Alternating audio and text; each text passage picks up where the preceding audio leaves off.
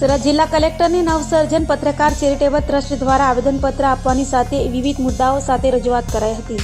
સુરત જિલ્લા સેવા સદન ખાતે જિલ્લા કલેક્ટરની નવસર્જન ટ્રસ્ટ હોદ્દેદારો પ્રદેશ પ્રમુખ હરજીભાઈ બારૈયા, જિલ્લા પ્રમુખ હકીમભાઈ વાળા, મહામંત્રી ઝારા ખાન, જિલ્લા પ્રભારી જીગેશ સોસા, સહપ્રભારી સમીર મંસૂરી, ઉપપ્રમુખ કરણ જોશી તેમજ સુરતના દરેક પત્રકારોએ ઉપસ્થિત આવેદનપત્ર આપ્યું હતું, જેમાં પત્રકાર પર થતા અત્યાચાર અને પત્રકાર પર કરાયેલ ખોટી ફરિયાદી લઈને રજૂઆત કરાઈ હતી. તો હાલમાં સુરતના સિંગણપુર પોલીસ સ્ટેશનમાં નવજીવન ન્યૂઝના પત્રકાર તુષાર બસિયા સામે લગાવવામાં આવેલ પોક્સો અને આઈટી એક્ટ જેવી કલમો રદ કરવા બાબતને લઈને રજૂઆત કરાઈ હતી.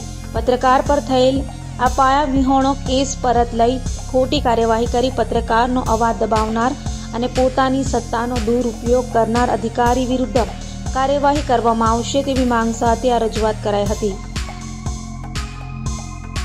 હું હરજીભાઈ બારૈયા, નવસર્જન પત્રકાર ચેરિટેબલ ટ્રસ્ટ સંચાલિત નેશનલ પ્રેસ એસોસિએશન પ્રદેશ પ્રમુખ હરજીભાઈ.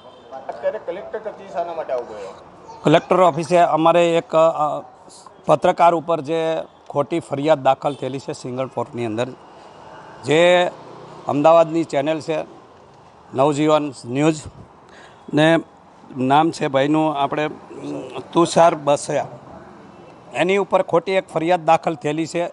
એ રદ કરે સરકારશ્રીમાંથી અને હુકમ કરે રદ કરવાનો, અને આવો ભવિષ્યની અંદર ફરીવાર કોઈ દાખલો બને નહીં એના માટે નેશનલ પ્રેસ એસોસિએશન ઓલ ગુજરાતની અંદર તમામ કલેક્ટર, મામલતદાર અને પ્રાંતમાં આવેદનપત્ર આપવાનું ફાઇનલ કરેલું છે. જે પત્રકારો ચોથી જાગીર છે એને દબાવવાની કોશિશ થાય એવું અમને દેખાઈ આવ્યું છે. તો આગળ અમે ઉગ્ર આંદોલનમાં ઉતરે. અત્યારે 40થી 50 પત્રકારો અમારી તમામ ટીમ હાજરી છે.